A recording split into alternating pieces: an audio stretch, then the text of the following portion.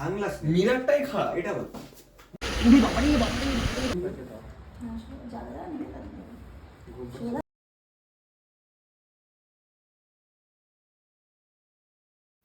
Hello everyone, welcome to my channel.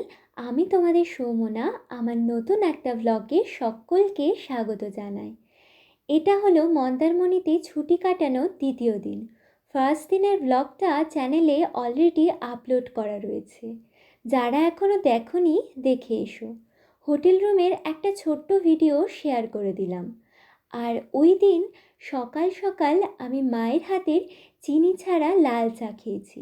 আসলে আগের দিন এত দুধ চা খেয়েছি যে লাল চাটা খুব মিস করছিলাম। তারপর বিচে নেমে ছবি ভিডিও তোলার জন্য হালকা করে রেডি হয়ে নিয়েছিলাম। আর সকালের ব্রেকফাস্টে আমরা নিয়েছিলাম ডিম টোস্ট। আসলে আগের দিন ভাই নিয়েছিল ডিম টোস্ট আর আমরা নিয়েছিলাম লুচি আর আলুর তরকারি। আর ওর ডিম টোস্টটা দেখে ভীষণ ভালো লাগছিল, তাই আমরাও নিয়ে নিয়েছিলাম। আর খাবারের টেস্টও ভীষণ ভালো ছিল।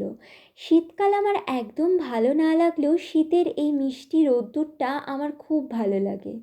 আর তারপর বিচে নেমে ভিডিও আর কি করব, সমুদ্রের জল এতই ধাক্কা দিচ্ছিল যে বারবার এগিয়ে যাচ্ছিলাম।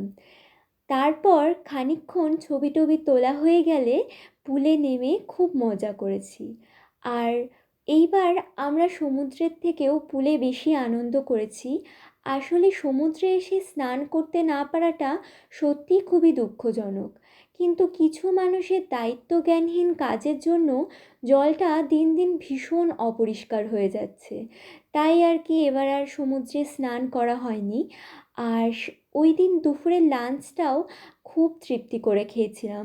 আলু ভাজা ছিল, বেগনি ছিল, ডাল ছিল আর চিকেন নিয়েছিলাম।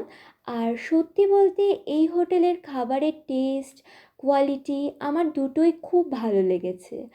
আর দুপুরে না সেই দিন একদমই রেস্ট নিতে ইচ্ছা করছিল না, তাই খাওয়া দাওয়া হয়ে গেলে সকলে মিলে একটুখানি বেরিয়ে পড়েছিলাম।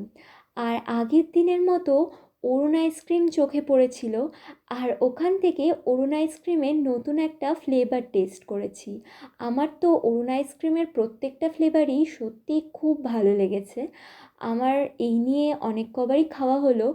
আর অরুণ আইসক্রিমের সত্যিই একটা আলাদাই টেস্ট রয়েছে বলতেই হবে। তারপর সমুদ্রের ধার থেকে নিয়ে নিয়েছিলাম পেয়ারা মাখা, আর তারপর নিয়ে নিয়েছিলাম হচ্ছে আনারস মাখা। তারপর এই দুটো টেস্ট করার পর যা ঝাল লেগেছিল গোলা নিতে বাধ্য হয়েছিলাম।